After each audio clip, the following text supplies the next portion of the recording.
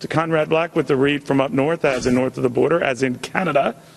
Conrad Black, what do you make of that argument? Obviously, it's in Canada's interest that we obviously keep things safe and look after our defenses. It helps you, helps us, helps the world. You know the drill. But where Rand Paul separated it last night was saying, enough already. $600 billion, that's at the height of Iraq and Afghanistan war spending. If we can't protect our security on that dime, then we're not doing something right with our dimes. Marco Rubio taking the opposite tack. What do you make of that? I think Rubio won it hands down. As a young man, I remember President Eisenhower saying at a press conference, the cost of victory in the Cold War will be high, but the cost of defeat is everything. And it carried the entire country. And I certainly agree with Senator Paul that you don't want to waste money on defense, and I certainly agree that you don't want these big deficits. But he is mistaking it when he says that the defense budget is the key to the deficit. The fact is, defense is the best form of stimulative spending. It helps high tech, it soaks up unemployment, and it is very efficient compared to the welfare system. If you want to attack, well, you might be right, but you might be right. But let's step back here.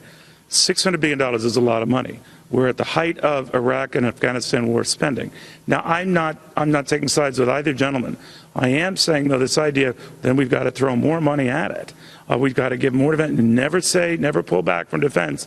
We should hold them to the same standards we do any other domestic program. That's and I fair, think there's this camp in the Republican Party that just says more money for defense. More money for defense. I agree with that. You can't just write them a blank check. No one's suggesting that. But where I put this to you and to your viewers that you can't say to the world, and particularly the people of the United States, we have too big a deficit. We're going to take a chance here. We're going to slim defense down.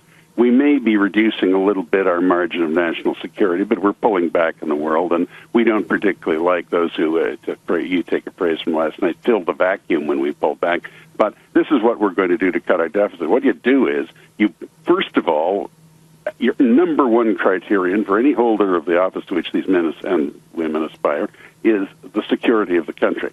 And you deal with that not extravagantly but adequately, and then you focus on reducing the deficit and being fiscally responsible by welfare entitlement reform and tampering with revenues. Now, I'm not in favor of raising personal income taxes, but you can do things with some types of sales tax without strangling the economy and punishing the underprivileged.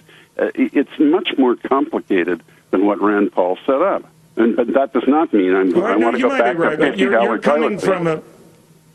All right. Well, you're coming from a posture in your country where you got a new liberal government in there. Pierre Trudeau's son is running things, and he wants to raise taxes, I guess, on guys like you.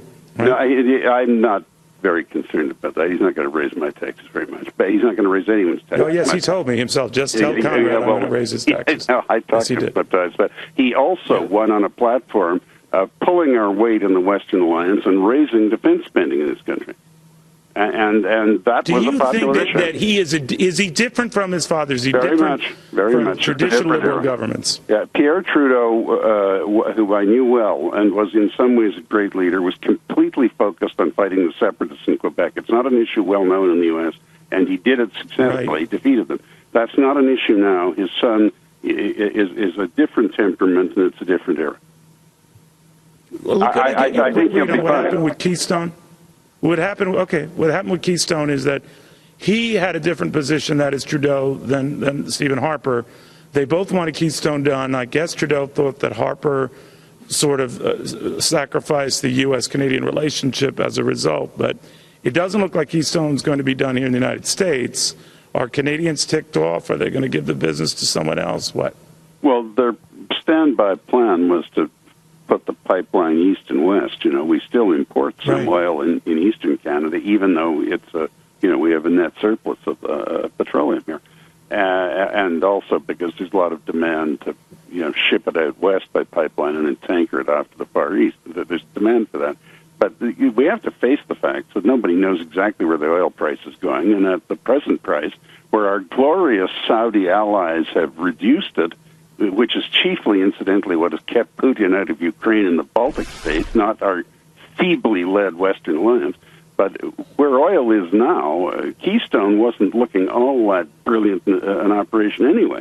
So I think we're waiting to see where the oil price goes. You're right, Conrad. Thank you very much. Very good talking to you again. Thank you. Thanks for you were the star last night, Neil. Oh, that's very kind of you. But the check is in the mail, Conrad. Conrad Black.